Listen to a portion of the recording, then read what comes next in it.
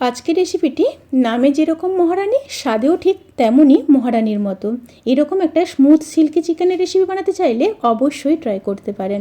Good evening everyone, শতাব্দীর কিচেনে আপনাদের সবাইকে স্বাগত জানাই। আজকের রেসিপি চিকেন মহারানী। তাহলে চলুন শুরু করা যাক আজকের এই সহজ এবং সুস্বাদু রেসিপি।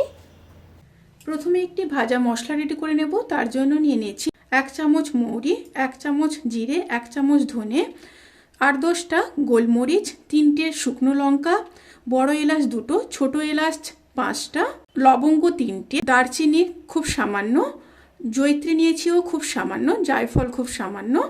মশলাগুলোকে প্রথমে শুকনো খোলায় ভেজে নেব। মশলাগুলো খুব ভালোভাবে ভাজা হয়ে গেছে। এবার গ্যাসের ফ্লেমটাকে অফ করে দেব। অফ করে ঠান্ডা করে গুঁড়ো করে নেব। এবার চিকেনগুলোকে ম্যারিনেট করে নেব। এখানে চিকেন আছে 500 গ্রাম।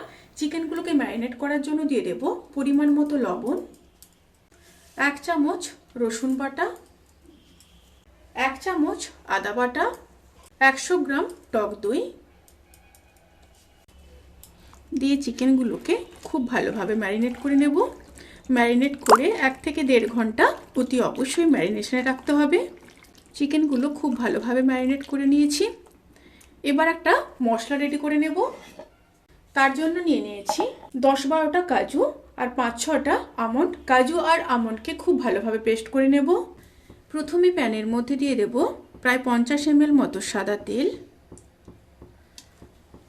আর দিয়ে দেব 1 চামচ ঘি। ঘিটা মেল্ট হয়ে আসা পর্যন্ত অপেক্ষা করব। ঘি মেল্ট হয়ে গেলে দিয়ে দেব গোটা গরম মশলা, বড় এলাচ, ছোট এলাচ, লবঙ্গ, দারচিনি, সাথে দিয়ে দেব 2টো তেজপাতা। একটু মিশিয়ে নেব। তেল থেকে যখন সুন্দর একটা স্মেল বেরোতে শুরু করবে সেই সময় দিয়ে দেব 3টি মিডিয়াম সাইজের বেটে রাখা পেঁয়াজ। পেঁয়াজ দিয়ে ভেজে নেব। পেঁয়াজ ভাজা হয়ে গেছে। এবার ম্যারিনেট করা চিকেনটা দিয়ে দেব।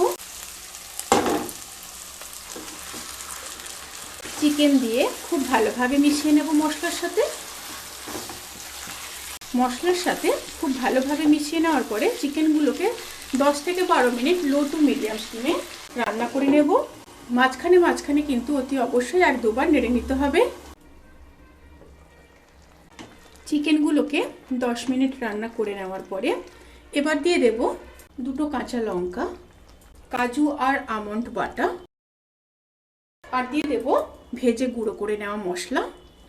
দিয়ে আবারও খুব ভালোভাবে মিশিয়ে নেব।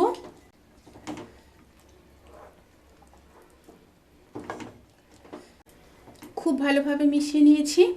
এবার আবারও 10 থেকে 15 মিনিট লো টু মিডিয়াম স্টিমে রান্না করে নেব। অতি অবশ্যই মাঝখানে মাঝখানে 2-1 বার নেড়ে নেবেন। রান্নাটি কিন্তু প্রায় হয়ে এসছে। এবার নামানোর আগে দিয়ে দেব 3 চামচ ফ্রেশ ক্রিম, 1/2 চামচ চিনি টেস্ট ব্যালেন্স করার জন্য। আপনারা যদি না চান তাহলে স্কিপ করতে পারেন। কিছুটা কাসুরি মেথি, আর দিয়ে দেব কিছুটা ফ্রেশ ধনেপাতা। দিয়ে খুব ভালোভাবে মিশিয়ে নেব।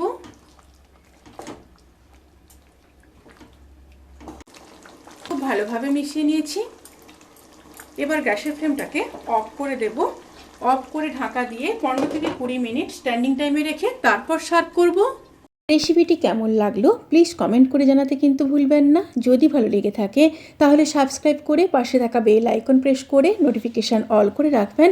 তাতে করে আমি যত রেসিপি দেব সমস্ত লিঙ্ক আপনাদের কাছে পৌঁছে যাবে।